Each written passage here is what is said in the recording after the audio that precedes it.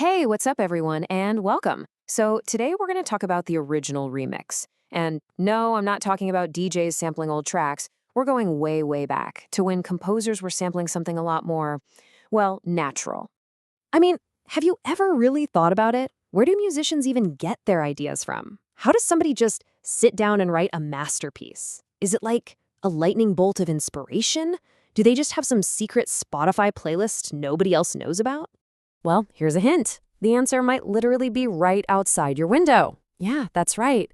For some of the biggest composers in history, their big secret wasn't a secret at all. It was chirping, singing, and flying all around them. We are talking about birds. All right, let's get into it. For centuries, you could say nature was basically the ultimate streaming service for artists. And composers, they had it on repeat. But they weren't just vibing to the sounds, you know? They were actually studying them. And this was a huge deal during one specific era in music history. We're talking about the classical period. This was a time when musicians were totally dialed in, listening to the world around them with intense focus, trying to capture that whole vibe in their music. So, what is the classical period? Basically, from around 1730 to 1820, it was all about making music that was super clean, balanced, and easy to follow. Clear melodies, predictable structures, but and this is the cool part, mixed into all that perfect, elegant music was a total wild card. Birdsong. Okay, so how on earth did they actually do it? I mean, how do you take a bird's chirp and turn it into notes on a page? Well, they had a whole composer's toolbox filled with special techniques. Think of it like a gamer having a full inventory of items, each one with a special ability. And one of the most important tools in that whole box was something called a trill. A trill is when a musician plays two notes right next to each other, back and forth, really, really fast. It makes this sort of shivering sound. And that was the perfect move for getting that bird sound just right. It's a really cool sound, actually. It's like this musical shimmer, this little vibration. If you've ever heard a singer do one of those super fast, complicated vocal runs, it's kind of the same idea. It was the perfect technique to copy that high-energy, fluttering sound of a birdsong. And composers were smart about it. Just like you'd pick the right character for a specific mission in a video game, they picked the right instrument for the job. So if they wanted to sound like a small chirping bird, they'd go for the flute, because it can hit all those high, fast notes. For those really energetic bird calls and trills, the violin was perfect for that. And if they wanted a more melodic, almost lyrical bird song, the oboe is their go-to. All right, so now let's talk about the superstars, the absolute masters who totally leveled up this technique. Two of the biggest names from the entire classical period had their own unique ways of remixing birdsong. Okay, so you've got Joseph Haydn versus Wolfgang Amadeus Mozart. Haydn, think of him as the soundscape architect. He was all about the big picture. He'd use a bunch of different instruments to paint this whole scene, to make you feel like you were actually standing in a forest surrounded by all different kinds of birds. But then you have Mozart. He was more of a melodic detailer. He'd focus on these really light, delicate melodies to sound like one specific small bird.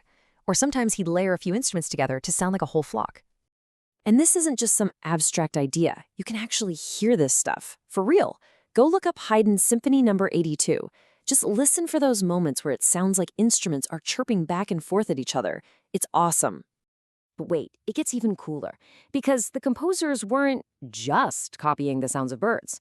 No, they were going a step further. They were trying to capture their movements, their actions, how they actually behaved, and put that into the music.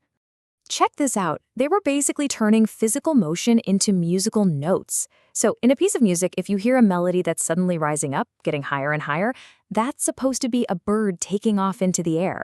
If you hear a bunch of really fast, repeated notes all clustered together, that's the frantic fluttering of its wings. And what about a long, smooth, flowing musical line? Yep, you guessed it. That's the bird just gliding on the wind. I mean, how cool is that? They were literally turning a movement into music. So it wasn't just about copying a sound. It was about transforming an action into a melody. They were making music that didn't just sound like nature, it felt like it. Okay, so why does any of this matter? Was this just some weird trend that came and went? Absolutely not. This whole remixing nature thing had a huge, long-lasting influence on pretty much all of music. Yeah, this was definitely not a one-hit wonder. The composers who came later in the Romantic period, they took these ideas and went even further. Techniques like the trill just became a standard tool for everybody.